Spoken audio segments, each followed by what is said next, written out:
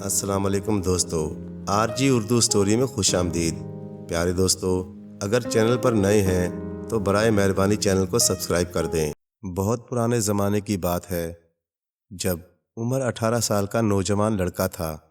وہ اپنی ماں کا واحد کفیل تھا۔ دن بھر محنت مزدوری کے بعد جو کچھ ملتا وہ ماں کے ہاتھ پر لا کر رکھ دیتا تھا۔ اسے اپنی ماں سے بے حد محبت تھی اور وہ ہمیشہ یہی کوشش کرتا تھا کہ اس کی ماں کو کوئی تکلیف نہ ہونے پائے۔ اس کی ماں اس سے بہت خوش تھی اور ہر وقت اسے دعائیں دیتی تھی۔ ماں بیٹے پر مشتمل یہ مختصر سا گھرانہ بڑی خوش و خرم زندگی گزار رہا تھا کہ بادشاہ کی طرف سے یہ فرمان جاری ہوا کہ ملک کے تمام نوجوان فوج میں بھرتی ہو کر سرحدوں پر پہنچ جائیں، کیونکہ ان کے پڑوسی ملک کے بادشاہ نے ان کے ملک پر قبضہ کرنے کے لیے اچانک حملہ کر دیا تھا۔ وہ ملک بہت بڑا تھا، اس کی فوج بھی بہت زیادہ تھی، اس لیے یہ بہت ضروری ہو گیا تھا کہ نوجوانوں کو سپاہی بنا کر ان کے مقابلے کے لیے بھیجا جائے۔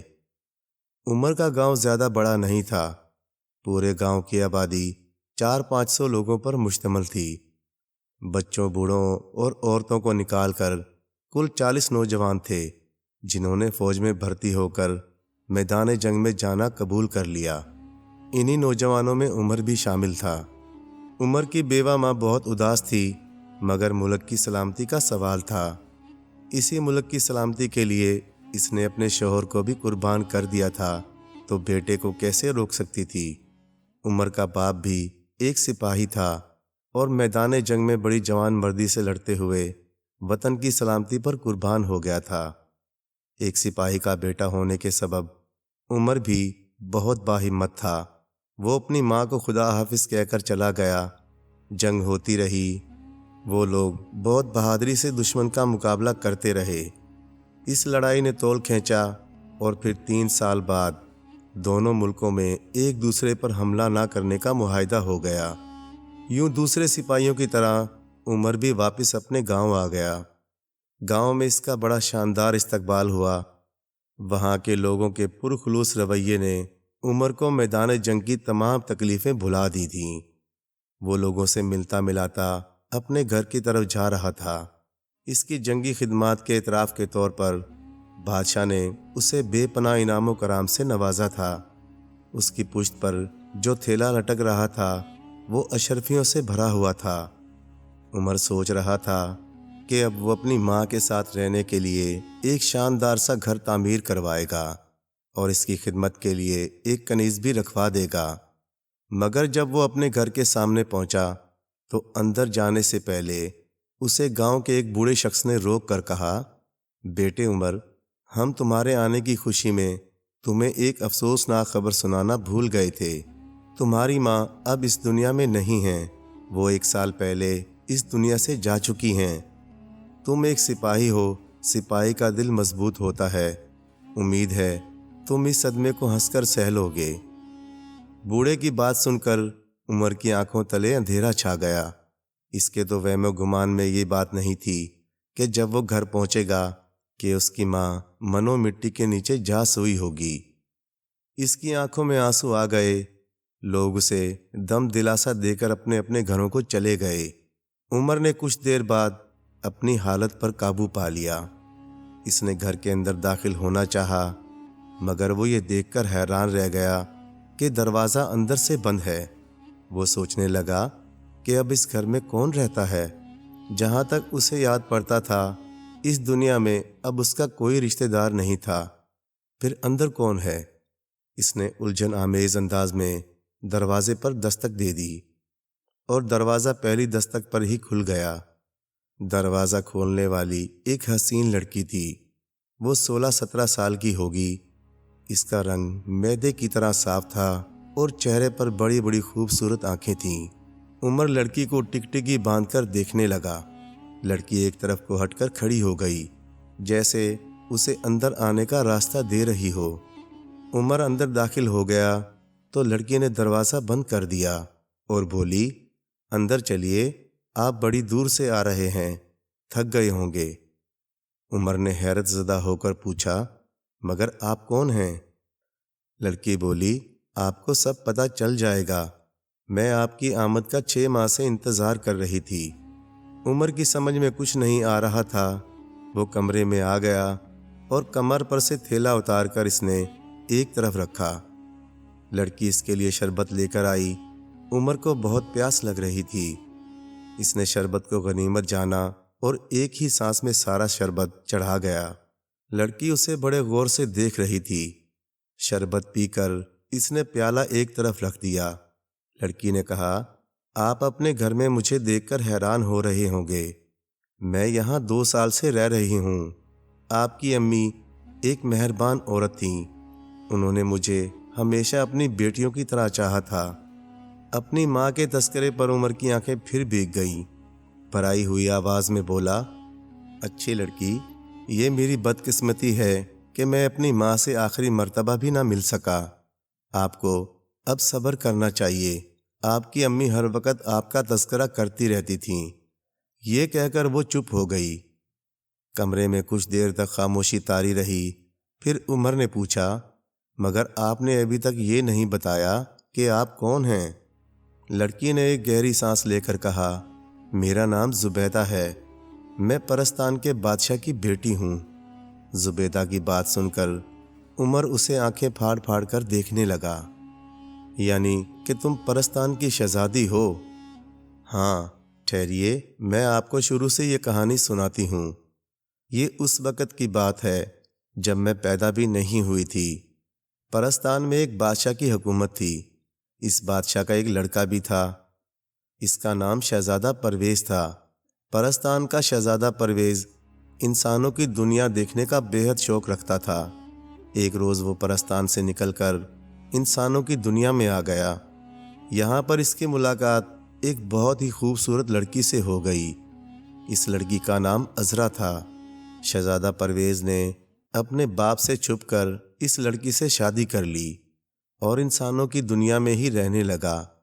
جب بادشاہ نے اس کی گمشدگی کا سراغ لگایا تو اسے پتہ چلا کہ اس کے بیٹے نے انسانوں کی دنیا میں ایک خوبصورت لڑکی سے شادی کر لی ہے، تو وہ بہت ناراض ہوا۔ اس نے فوراً شہزادہ پرویز کو پرستان بلوا لیا اور اس کے محل سے باہر جانے پر پابندی عائد کر دی۔ شہزادہ پرویز اپنی پیاری بیوی کی جدائی برداشت نہ کر سکا اور بیمار پڑ گیا۔ دنیا بھر کی دوائیں بھی اس کو ٹھیک نہ کر سکیں۔ مجبور ہو کر بادشاہ نے اسے صرف اتنی اجازت دے دی کہ وہ جب چاہے بیوی سے جا کر مل سکتا ہے، مگر اسے پرستان نہیں لا سکتا۔ شہزادہ پرویز اس بات پر راضی ہو گیا۔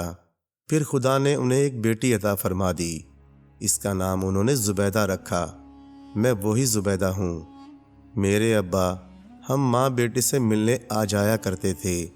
انہوں نے ہمارے رہنے کے لیے ایک محل بنوا دیا تھا، اور وہ جب بھی ہم سے ملنے آتے تھے تو میرے لیے پرستان سے ڈھیر سارے کھلونے اور مزیدار مٹھائیاں لاتے تھے۔ دن یوں ہی ہنسی خوشی بسر ہو رہے تھے۔ میں دیکھتے ہی دیکھتے 14 برس کی ہو گئی۔ ایک روز جب میں سو رہی تھی تو میرے ابا پرستان سے آئے۔ انہوں نے امی کو پورے محل میں ڈھونڈ لیا، مگر وہ انہیں کہیں نہ ملی۔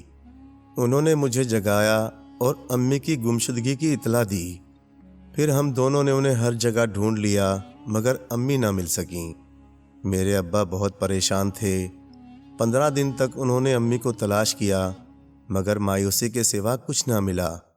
ادھر پرستان میں میرے دادا یعنی بادشاہ سلامت نے میرے ابا کو بلوا لیا۔ چونکہ وہ مجھے اپنے ساتھ نہیں لے جا سکتے تھے، اس لیے انہوں نے مجھے آپ کی امی کے حوالے کر دیا اور کہا کہ وہ کسی مناسب وقت آنے پر مجھے اپنے ساتھ لے جائیں گے۔ میں آپ کی امی کے پاس رہنے لگی۔ آپ جنگ پر گئے ہوئے تھے۔ آپ کے متعلق آپ کی امی نے ہی مجھے بتایا تھا۔ میں ان کے ساتھ ہر طرح سے خوش تھی۔ ایک روز وہ بھی دنیا سے رخصت ہو گئیں۔ ان کی موت میرے لیے ایک بہت بڑا سانحہ تھی۔ میرے ابا جو کہ وہاں کبھی کبھی مجھ سے ملنے آ جایا کرتے تھے، انہیں بھی ان کی موت کا بہت دکھ ہوا۔ آپ کی امی کے انتقال کے بعد بھی میں نے آپ کے گھر میں رہنے کو ترجیح دی۔ پھر ایک روز میرے ابا مجھے لینے آ گئے۔ میرے دادا انتقال فرما گئے تھے۔ اور اب تخت و تاج کے مالک میرے ابا تھے۔ اب مجھ پر یا میری امی پر پابندی لگانے والا کوئی نہ تھا، مگر میری امی تو کھو گئی تھیں، رہ گئی میں، تو میں نے ابا سے کہہ دیا کہ جب تک اس گھر کا مالک واپس نہیں آ جاتا اس وقت تک میں کہیں نہیں جاؤں گی۔ خدا کا شکر ہے کہ آپ آج واپس لوٹ آئے ہیں، اب میں اپنے ابا کے پاس پرستان جا سکتی ہوں۔ عمر بڑی دلچسپی سے زبیدہ کی کہانی سن رہا تھا۔ وہ خاموش ہوئی تو اس نے کہا، زبیدہ، آپ نے تو بڑی عجیب کہانی سنائی ہے۔ میں آپ کا بڑا شکر گزار ہوں کہ آپ نے میرا انتظار کیا۔ اپنے ابا کے پاس ضرور جائیے، خدا کرے کہ آپ کی امی بھی آپ کو مل جائیں، وہ نہ جانے کہاں ہوں گی۔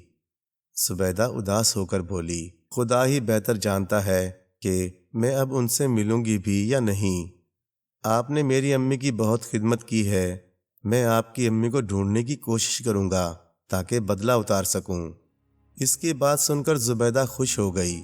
پھر اس نے کمرے کے ایک کونے میں رکھا ہوا ایک خوبصورت قالین نکالا اور بولی، یہ جادو کا قالین ہے، یہ ہمیں تھوڑے سے وقت میں پرستان پہنچا دے گا۔ ہمیں سے کیا مطلب؟ عمر نے تعجب سے پوچھا۔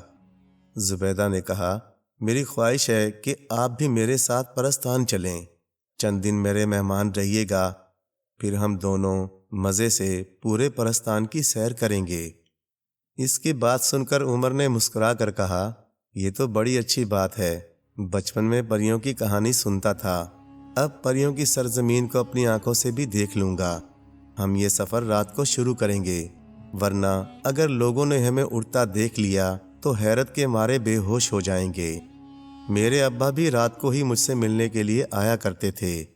زبیدہ نے کہا، ٹھیک ہے، میں بھی تھوڑی دیر سونا چاہتا ہوں، بہت تھک گیا ہوں۔ زبیدہ بولی، آپ آرام کیجئے، میں شام کا کھانا پکانے جا رہی ہوں، کھانا کھا کر ہی ہم سفر پر نکلیں گے۔ زبیدہ چلی گئی اور عمر کروٹ بدل کر سو گیا۔ کھانا کھا کر وہ لوگ پرستان جانے کی تیاریاں کرنے لگے۔ زبیدہ نے قالین زمین پر بچھایا اور دونوں اس پر بیٹھ گئے اور قالین دھیرے دھیرے فضا میں بلند ہونے لگا۔ کافی بلندی پر پہنچ کر اس نے ایک سمت کی طرف تیزی سے اڑنا شروع کر دیا۔ چونکہ رات ہو گئی تھی اس لیے نیچے تاریکی کے سوا کچھ بھی دکھائی نہیں دے رہا تھا۔ عمر اور زبیدہ ادھر ادھر کی باتیں کرنے لگے۔ یوں ہی کافی وقت گزر گیا۔ اچانک انہوں نے محسوس کیا کہ قالین کی رفتار کچھ سست پڑ رہی ہے۔ انہوں نے جھانک کر نیچے دیکھا اور ان کی آنکھیں پھٹی رہ گئیں۔ دور دور تک بے حد خوبصورت اور عالی شان مکانوں کی ایک قطار پھیلی ہوئی تھی جو کہ دودھیا روشنی سے جگمگا رہی تھی۔ ان کا قالین شاہی باغ میں اس جگہ اترا جہاں زبیدہ کا باپ یعنی بادشاہ چہل قدمی کر رہا تھا۔ اپنی بیٹی کو دیکھ کر وہ بے تابی سے اس کی طرف بڑھا اور اسے گلے سے لگا لیا۔ زبیدہ نے عمر کا تعارف بادشاہ سے کروایا، وہ بھی عمر سے مل کر بہت خوش ہوا۔ پھر وہ انہیں لے کر محل کے اندر آ گیا۔ محل کو دیکھ کر عمر حیرت زدہ رہ گیا۔ اتنا خوبصورت اور عالی شان محل اس نے خوابوں میں بھی نہیں دیکھا تھا۔ زبیدہ بھی یہاں آ کر بے حد خوش نظر آ رہی تھی۔ بادشاہ ایک ٹھنڈی سانس بھر کر بولا، زبیدہ بیٹی، کاش آج تمہاری ماں بھی اس جگہ ہوتی تو کتنی خوشی ہوتی۔ میں نے اسے دنیا کے کونے کونے میں تلاش کروایا ہے مگر وہ نہیں ملی۔ ماں کے ذکر نے زبیدہ کو رنجیدہ کر دیا تھا۔ وہ سسکیاں لے لے کر رونے لگی۔ بادشاہ نے بڑی مشکلوں سے اسے چپ کروایا۔ اس کا دل بہلانے کے لیے فوراً پریوں کے ناچ کا انتظام کے لیے کہا۔ زبیدہ اور عمر خوبصورت پریوں کے ناچ گانے سے لطف اندوز ہونے لگے۔ ناچ گانا ختم ہوا تو وہ دونوں باغ میں آ نکلے۔ باغ میں ہر طرف بھینی بھینی خوشبو پھیلی ہوئی تھی۔ ان دونوں کو باغ کی سیر کرنے میں بڑا لطف آ رہا تھا۔ اچانک زبیدہ کو کچھ یاد آ گیا۔ وہ چلتے چلتے رک گئی اور عمر سے بولی، عمر، آپ کو اپنا وعدہ یاد ہے نا؟ ہاں، مجھے اچھی طرح یاد ہے، عمر سر ہلا کر بولا۔ آپ کی امی کو ڈھونڈنے کی میں پوری کوشش کروں گا۔ اس کی بات نے زبیدہ کو مطمئن کر دیا تھا۔ مگر عمر سوچ میں پڑ گیا کہ اس نے زبیدہ سے وعدہ تو کر لیا ہے، مگر اس کی امی کو تلاش کہاں کرے گا؟ یہ کام بہت مشکل تھا، مگر عمر ایسا نوجوان نہیں تھا کہ ہمت ہار بیٹھتا۔ اس نے عہد کر لیا کہ جب تک زبیدہ کی امی نہیں مل جاتی وہ چین سے نہیں بیٹھے گا۔ زبیدہ کی دوستی کئی پریوں سے ہو گئی تھی، کیونکہ وہ پرستان کی شہزادی ہو گئی تھی، اس لیے اسے بڑی عزت دی جا رہی تھی۔ محل کی کنیز پریوں سے بھی اس کی گاڑی چھننے لگی تھی۔ اس وقت وہ ان کے ساتھ باغ میں جھولا جھول رہی تھی۔ عمر بادشاہ سے باتوں میں مصروف تھا۔ ابھی کچھ دیر پہلے بادشاہ سے ایک بوڑھی پری مل کر گئی تھی۔ عمر بھی وہیں موجود تھا۔ بادشاہ نے اس سے کہا، یہ بڑی بھی میری رشتے کی خالہ ہیں۔ جب میں نے تمہاری دنیا میں عذرا سے شادی کی تھی تو سب سے زیادہ شور انہی بڑی بی نے مچایا تھا۔ میرے ابا حضور کے کان یہی آ کر بھرا کرتی تھیں۔ دراصل یہ اپنی لڑکی کی شادی مجھ سے کرنا چاہتی تھیں۔ انہی کی وجہ سے میری بیوی اور بیٹی نے اتنی مصیبتیں اٹھائی ہیں۔ ان کی بزرگی کا خیال کر کے میں انہیں کچھ نہیں کہتا ہوں، ورنہ میرا جی تو چاہتا ہے کہ ان کی شکل تک نہ دیکھوں۔ اب بھی ان کا اصرار ہے کہ میں ان کی لڑکی سے شادی کر لوں، مگر میں کبھی ایسا نہیں کروں گا۔ اگر یہ میرے ابا حضور کے کان نہ بھرتیں تو میرے ابا کبھی بھی عذرا پر پرستان میں داخلے پر پابندی نہ لگاتے، اس طرح وہ گم بھی نہ ہوتی۔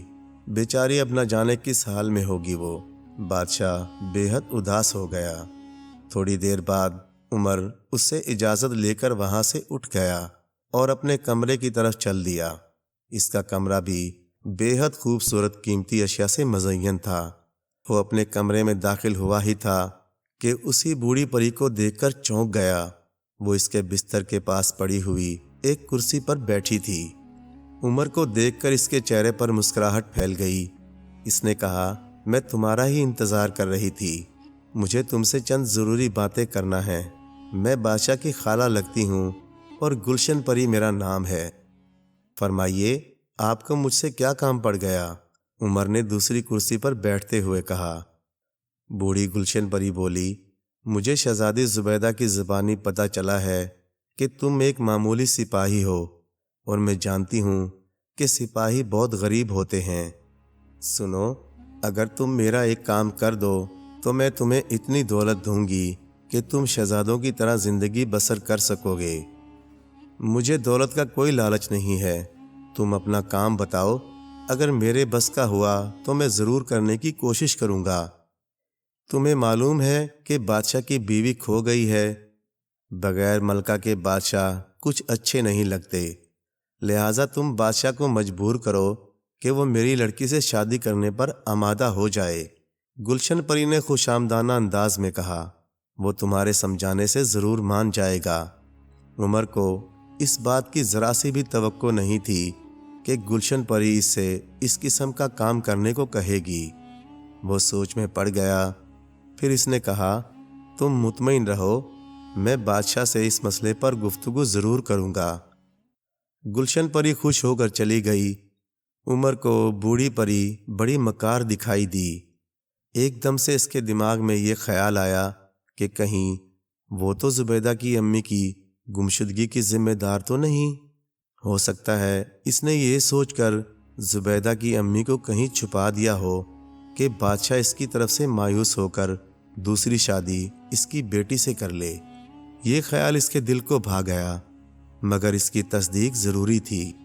اس نے اسی روز واپس اپنی دنیا میں جانے کا فیصلہ کر لیا۔ رات زیادہ ہوئی تو اس نے زبیدہ سے کہا، زبیدہ، میں انسانوں کی دنیا میں جانا چاہتا ہوں، کیا آپ مجھے وہ جادو کا قالین دے سکتی ہیں؟ زبیدہ پریشان ہو کر بولی، کیا آپ کا دل پرستان میں نہیں لگ رہا، یا پھر آپ کو کوئی بات تو بری نہیں لگ گئی؟ نہیں نہیں، ایسی کوئی بات نہیں ہے، عمر نے ہنس کر جواب دیا۔ میں یہاں پر بہت خوش ہوں، وہ بس ایک ضروری کام یاد آ گیا تھا۔ اگر یہ بات ہے تو پھر ٹھیک ہے، یہاں کی کوئی چیز بھی استعمال کرنے کے لیے آپ کو اجازت مانگنے کی ضرورت نہیں ہے، زبیدہ نے کہا۔ بہت بہت شکریہ۔ اچھا زبیدہ، ایک بات تو بتا دیں، جب آپ اپنی امی کے ساتھ محل میں رہا کرتی تھیں تو وہاں پر آپ کے کتنے ملازم تھے؟ صرف ایک، وہ بھی 14-15 سال کا ایک لڑکا تھا۔ اس کا کام صرف اتنا تھا کہ وہ بازار سے سودا سلف لا دیا کرتا تھا۔ باقی گھر کا ہر کام امی خود اپنے ہاتھوں سے کرتی تھیں۔ عمر نے پھر پوچھا، کیا آپ بتا سکتی ہیں کہ وہ لڑکا اب کہاں ملے گا؟ جب امی کی گمشدگی کی بات محل میں میرے ابا کو چلی تو اس لڑکے کو بھی نوکری سے جواب دے دیا گیا تھا۔ اس نے مجھے بتایا تھا کہ اب وہ ایک نان بائی کے پاس نوکری کرے گا۔ مگر یہ سب کچھ آپ کیوں پوچھ رہے ہیں؟ زبیدہ نے حیرت سے پوچھا۔ یوں ہی وقت آنے پر آپ کو سب کچھ پتہ چل جائے گا۔ پھر اس نے جادو کا قالین نکالا اور اس پر بیٹھ کر اپنی دنیا کی طرف چل دیا۔ اس نے زبیدہ سے اس جگہ کے متعلق اچھی طرح دریافت کر لیا تھا جہاں پر ان کا محل تھا اور جس میں وہ اپنی امی کے ساتھ رہتی تھیں۔ قالین نے اسے اس کے گھر میں اتارا تھا۔ رات زیادہ ہو گئی تھی، اس لیے اس نے قالین کو لپیٹ کر ایک طرف رکھ دیا اور بستر پر پڑ کر سو گیا۔ صبح ہوئی تو عمر ناشتے سے فارغ ہو کر گھر سے نکل کھڑا ہوا۔ وہ زبیدہ کے محل کی طرف جا رہا تھا۔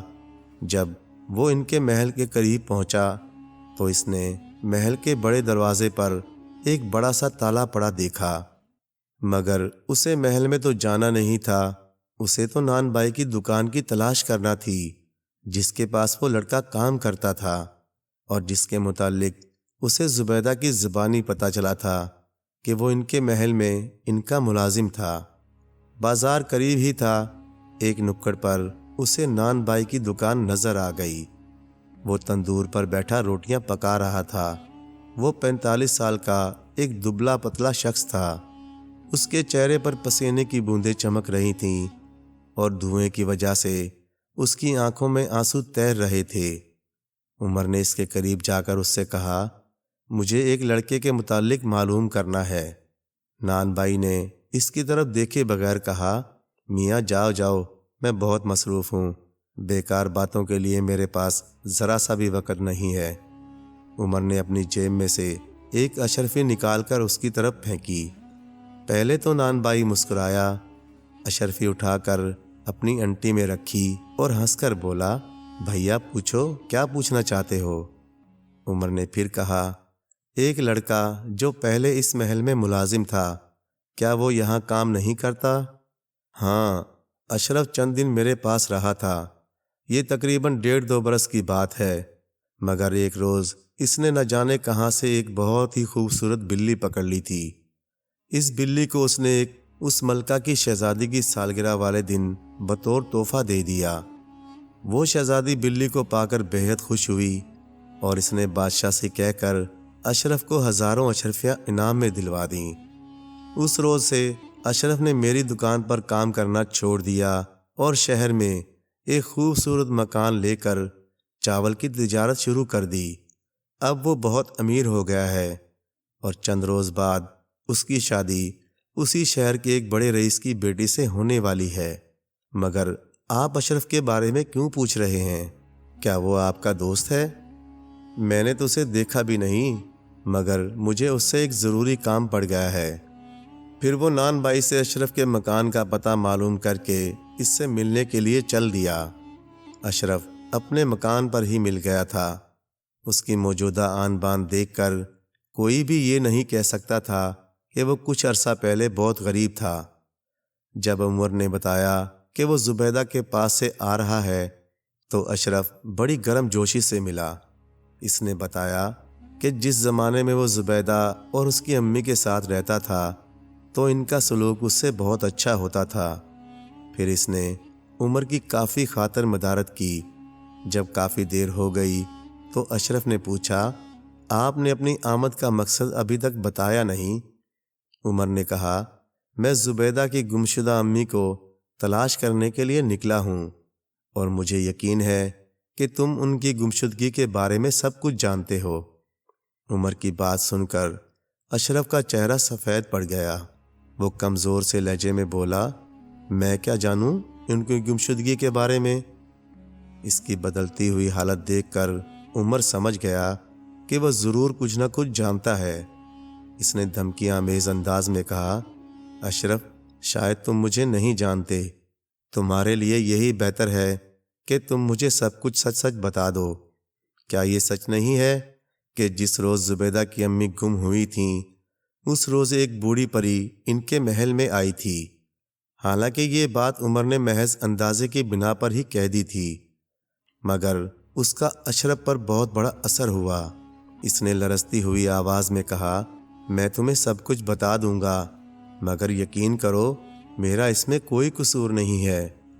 ہوا یوں تھا کہ ایک روز محل میں رات کے وقت ایک بوڑھی پری جس نے اپنا نام گلشن بتایا تھا میری مالکن یعنی زبیدہ کی امی سے ملنے کے لیے آئی تھی۔ میرے پیٹ میں شام سے درد ہو رہا تھا، اس لیے میں باغ میں ٹہلنے لگا۔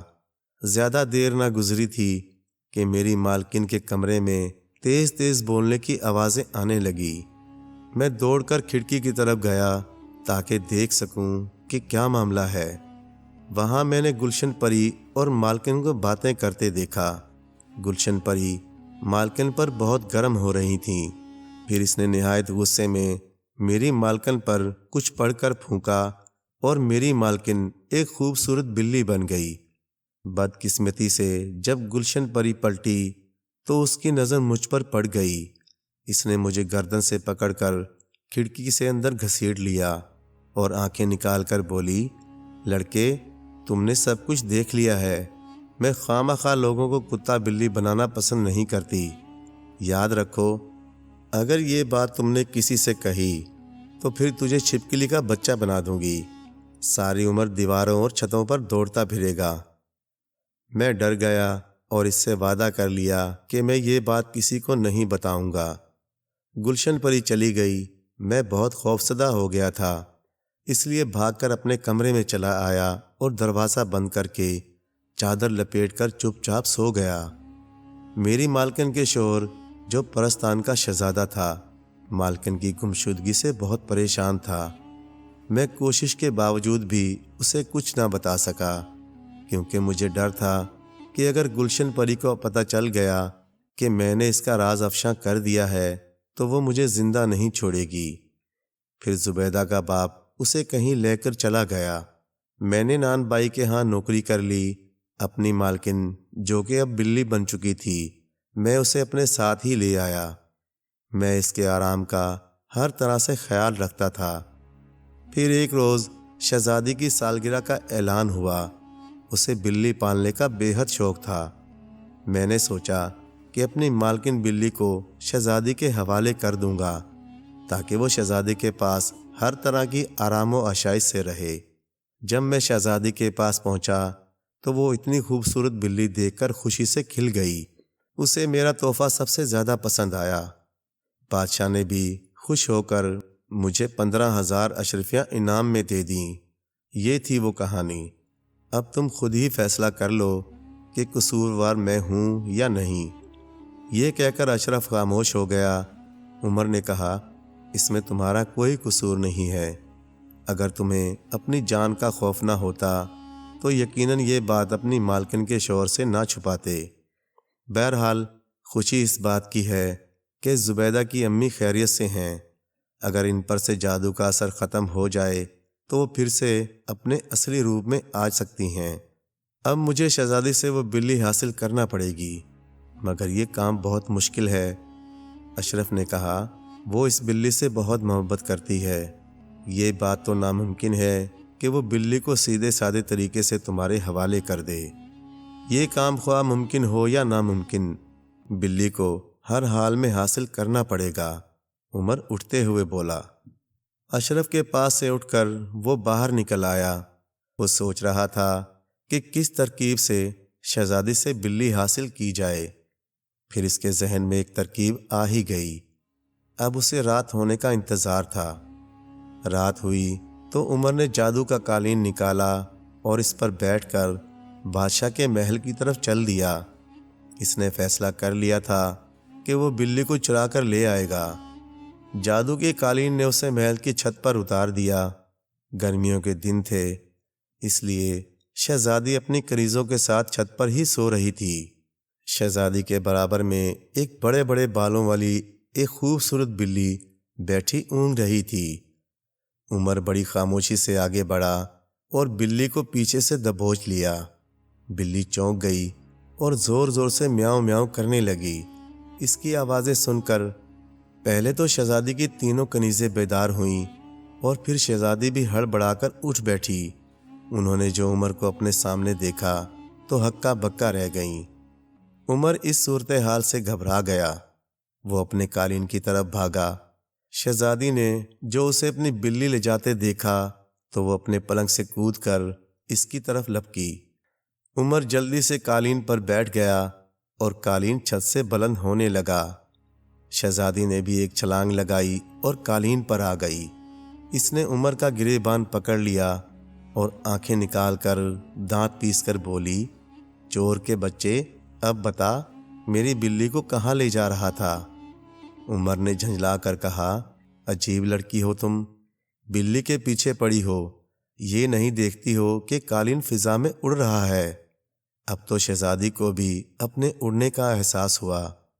گردن جھکا کر نیچے دیکھا اور دانتوں میں انگلی دبا کر بولی، ہائے یہ کیا چکر ہے؟ کیا تم کوئی جادوگر ہو؟ اگر میں کوئی جادوگر ہوتا تو شکل سے اتنا شریف نظر نہیں آتا، عمر نے اکڑ کر کہا۔ شہزادی ناک چڑھا کر بولی، میں تمہاری شرافت کا یقین کیسے کر لوں؟ تمہاری چوری تو میں نے پکڑ لی ہے۔ پھر اس نے چونک کر کہا، مگر یہ تم مجھے کہاں لے جا رہے ہو؟ قالین کو روکو ورنہ میں نیچے کود جاؤں گی۔ کود جاؤ گی تو میرا کیا لوگی؟ خود ہی اپنی ہڈی پسلی تڑوا بیٹھو گی، عمر نے لاپرواہی سے کہا۔ اس کی بات سن کر شہزادی رونے لگی۔ عمر نے بیزاری سے کہا، یہ رونا دھونا بند کرو، میں وعدہ کرتا ہوں کہ میں تمہیں تمہارے محل میں حفاظت سے پہنچا دوں گا، مگر ابھی نہیں، کیونکہ ابھی وہاں پر کنیزوں کی چیخ و پکار سن کر سب لوگ جمع ہو گئے ہوں گے، خواہ مخواہ میری گردن پھنس جائے گی۔ مگر یہ تو بتا دو کہ اب ہم کہاں جا رہے ہیں؟ شہزادی نے عاجز ہو کر پوچھا۔ عمر نے جواب دیا، ہم لوگ پرستان جا رہے ہیں۔ پھر اس نے شہزادی کو تمام کہانی سنا دی کہ کس طرح گلشن پری نے پرستان کے شہزادے سے اپنی بیٹی کی شادی کرنے کے لیے شہزادے کی بیوی کو بلی بنا دیا تھا۔ یہ بلی اس لڑکے اشرف کے ذریعے شہزادی کے پاس پہنچی اور اب وہ پرستان جا رہی ہے تاکہ اس پر سے جادو کے اثر کو ختم کیا جا سکے۔ شہزادی بہت حیران نظر آ رہی تھی۔ اب وہ قطعی ناراض نہیں تھی۔ اسے خوشی تھی کہ اب پرستان کے بادشاہ کی بیوی اپنی اصلی شکل میں آ جائے گی۔ تھوڑی دیر بعد وہ لوگ پرستان کی حدود میں داخل ہو گئے۔ عمر نے قالین کو ایک ویران سی جگہ پر اتار کر رکھ دیا۔ وہ ایک پہاڑی علاقہ تھا۔ اس نے بلی اور قالین کو ایک غار میں بند کر دیا۔ غار کے منہ کو ایک پتھر سے بند کر کے اس نے شہزادی کو ساتھ لیا اور پھر گلشن پری کے گھر کی طرف چل دیا۔ جب دونوں گلشن پری کے مکان پر پہنچے تو وہ سو رہی تھی۔ بہت دیر تک دروازہ کھٹکھٹانے کے بعد اس نے دروازہ کھولا تھا۔ اس کے چہرے پر ناگواری کے اثرات تھے کیونکہ اسے نیند سے جگایا گیا تھا، مگر جب اس نے عمر کو دیکھا تو وہ خوش ہو گئی۔ آؤ آؤ، کہو کیا بات ہے؟ عمر اور شہزادی اندر داخل ہو گئے۔ گلشن پری بولی، میری بیٹی اپنی ممانی کے گھر گئی ہوئی ہے، میں اس وقت گھر پر اکیلی ہی ہوں۔ عمر نے کہا، گلشن پری، میں نے ایک ایسا چکر چلایا ہے کہ بادشاہ تمہاری لڑکی سے شادی پر آمادہ ہو جائے گا۔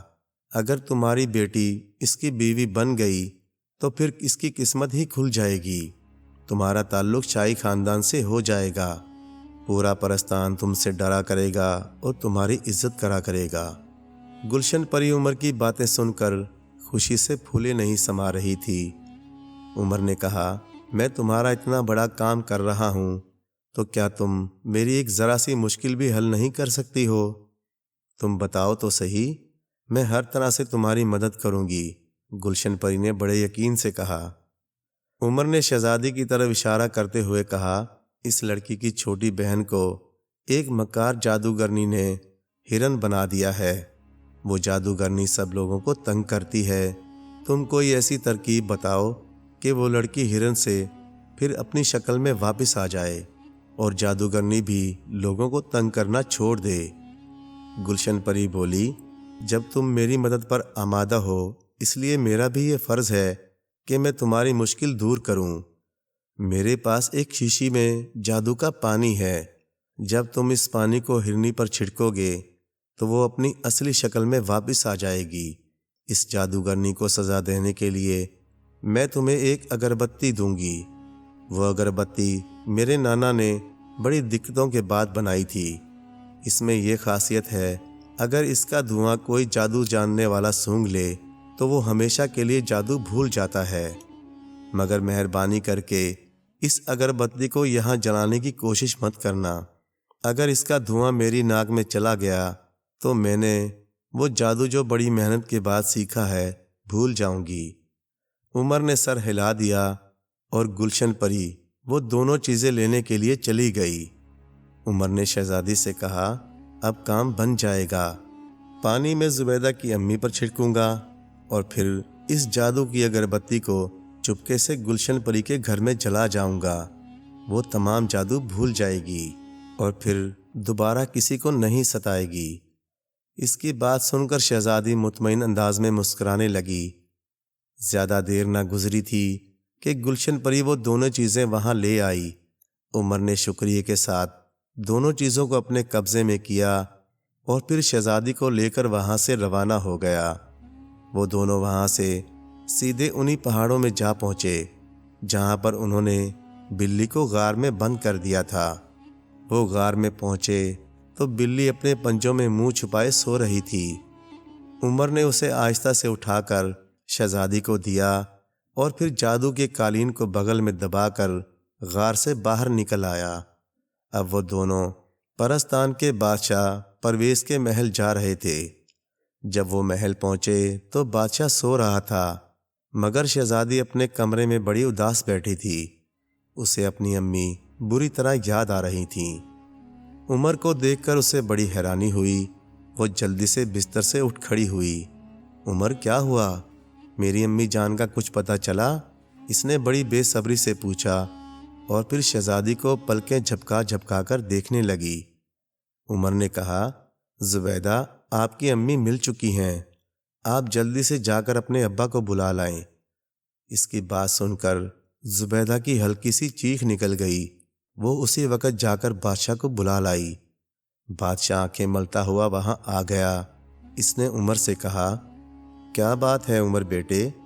عمر نے جواب دیا، زبیدہ کی امی کو میں تلاش کر کے لایا ہوں، مگر وہ ہے کہاں؟ بادشاہ نے تعجب سے چاروں طرف دیکھتے ہوئے سوال کیا۔ وہ ابھی آپ کے سامنے آ جائیں گی، عمر نے اطمینان سے کہا۔ ان کی گمشدگی میں گلشن پری کا ہاتھ تھا۔ وہ اپنی بیٹی کی شادی آپ سے کرنا چاہتی تھی، اس لیے آپ کی بیوی کو اس نے بلی بنا دیا تھا۔ یہ بلی جو آپ دیکھ رہے ہیں یہ آپ کی بیوی صاحبہ ہیں۔ زبیدہ نے لپک کر شہزادی کی گود سے بلی کو لے لیا اور اسے اپنے سے چمٹا کر پھوٹ پھوٹ کر رونے لگی۔ عمر نے آگے بڑھ کر اس سے بلی لے کر اسے زمین پر رکھ دیا۔ بادشاہ بھی پھٹی پھٹی نظروں سے بلی کو دیکھ رہا تھا۔ عمر نے گلشن پری کی دی ہوئی شیشی میں سے پانی نکال کر اس بلی پر چھڑکا اور بلی اسی وقت انسانی روپ میں آ گئی۔ زبیدہ اپنی ماں سے لپٹ گئی۔ بادشاہ کی خوشیوں کا بھی کوئی ٹھکانہ نہ رہا۔ اس کا چہرہ مسرت سے چمکنے لگا۔ زبیدہ کی ماں عذرا نے کہا، خدا کا شکر ہے کہ اس نے مجھے میرے شوہر اور بیٹی سے دوبارہ ملوا دیا، ورنہ میں تو بالکل مایوس ہو گئی تھی۔ پھر اس نے بادشاہ کے کہنے پر اپنی کہانی سنائی۔ اس نے کہا، اس روز میں اپنے کمرے میں تھی کہ ایک بوڑھی پری اندر داخل ہوئی۔ اس کے چہرے پر غصے کے آثار تھے۔ اس نے کہا، میری وجہ سے اس کی بیٹی کی شادی پرویز سے نہیں ہو سکی، اس لیے اگر میں اپنی خیریت چاہتی ہوں تو اسی وقت یہ محل چھوڑ کر کہیں دور نکل جاؤں۔ میں نے کہا کہ میں اپنے شوہر کا گھر چھوڑ کر کہیں نہیں جاؤں گی۔ میری اس بات سے وہ مشتعل ہو گئی اور اس نے مجھے جادو سے بلی بنا دیا۔ बादशाह की आंखें गुस्से से सुर्ख हो गईं। इसने नहायत कहर आलूद लहजे में कहा, मैं इस गुलशन परी को जिंदा नहीं छोड़ूंगा। उसे ऐसी अबरतनाक सजा दूंगा कि वो जिंदगी भर याद रखेगी। उमर ने जल्दी से आगे बढ़कर कहा, जहां पना, आपको आपकी खोई हुई बीवी मिल गई हैं। गुलशन परी की इस हरकत को दरगुजर फरमा दीजिए। इसके लिए क्या इतनी ही सज़ा काफ़ी नहीं है कि इसने जो जादू बड़ी मेहनत और तवज्जो से सीखा था वो उसे भूल जाए? बादशाह ने हैरत से कहा, वो उसे कैसे भूल सकती है? दरअसल वो बूढ़ी परी मेरे पास आई थी कि मैं आपको उसकी बेटी से शादी करने पर मजबूर करूं। मुझे चूंकि इस पर शक हो गया था, इसलिए मैंने वापस अपनी दुनिया में जाकर इस बात का पता चला लिया था कि गुलशन परी ने आपकी बीवी को बिल्ली बना दिया था। मैं और मेरे मुल्क की शहजादी इस बिल्ली को लेकर परस्तान में आ गए। मैंने चालाकी से काम लेते हुए बूढ़ी परी को एक फर्जी कहानी सुनाई कि शहजादी की छोटी बहन को एक जादूगरनी ने हिरनी बना दिया है, तुम कुछ मदद करो। गुलशन परी मुझसे बहुत खुश हुई। इसने मुझे जादू का पानी दिया था और एक अगरबत्ती दी। जादू के पानी का करिश्मा आपने देख ही लिया, और अगरबत्ती के मुतालिक गुलशन परी ने यह बताया था कि अगर इसका धुआं कोई जादू सूंघने वाला सूंघ ले तो वो हमेशा के लिए अपना जादू भूल जाता है। अब मैं गुलशन परी के घर जा रहा हूँ। वो अपनी ख्वाबगाह में सो रही होगी। मैं ये जादू की अगरबत्ती वहाँ जाकर जला आऊँगा और वो सोते हुए ही इसका धुआं सूंघती रहेगी। जब सुबह होगी तो वो अपना सारा जादू भूल जाएगी। उमर की बात सुनकर सब लोगों ने बड़ी खुशी का इजहार किया। उमर चला गया। बादशाह ने अपनी बीवी अजरा से कहा, यह नौजवान बहुत अक्लमंद है। इसने बहुत थोड़े अरसे में वो काम कर दिखाया है जो हम सब मिलकर 2 साल में भी ना कर सके। मलका इसकी बात सुनकर बोली, मैंने अपनी पूरी जिंदगी में उमर जैसा खूबरू और ज़हीन लड़का कभी नहीं देखा। मैंने तो फैसला कर लिया है कि मैं अपनी बेटी जुबैदा की शादी उमर से करूंगी। जुबैदा इसकी बात सुनकर शर्मा गई और शहजादी को अपने साथ लेकर वहां से चली गई। बादशाह ज़ेरे लब मुस्कुराने लगा। उस रात शहजादी जुबैदा के महल में रही। दूसरे दिन इसने पूरे परस्तान की सैर की और फिर रात को जुबैदा की माँ अजरा ने उसे ढेर सारे तोहफे देकर उसे उमर के साथ वापस उसके महल भेज दिया। शहजादी की गुमशुदगी ने वहाँ एक हंगामा बर्पा कर रखा था, मगर जब शहजादी वहाँ पहुँची तो सबके दम में दम आया। शहजादी ने अपनी कहानी अपनी माँ बाप को सुनाई और परस्तान से लाए हुए तोहफे उन्हें दिखाए। इसके माँ बाप इसकी वापसी पर बहुत खुश थे। उन्होंने उमर की खूब खातिर मदारत की। उसी रात उमर दोबारा परस्तान रवाना हो गया। जादू का कालीन उसे बड़ी तेज़ी से जुबैदा के महल की तरफ उड़ाए चला जा रहा था। थोड़ी देर बाद वो परस्तान पहुंच गया। बादशाह परवेज़ और मलका अजरा ने उमर को अपने फैसले से आगाह कर दिया कि वो उसकी शादी अपनी बेटी जुबैदा से करना चाहते हैं। उमर ने इनके फैसले के आगे सर झुका दिया।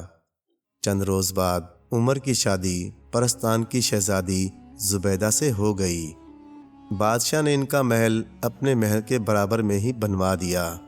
यूं एक मामूली सिपाही अपनी जहानत और बहादुरी की बिना पर परस्तान की शहजादी से शादी करके एक हंसी खुशी ज़िंदगी गुजारने लगा।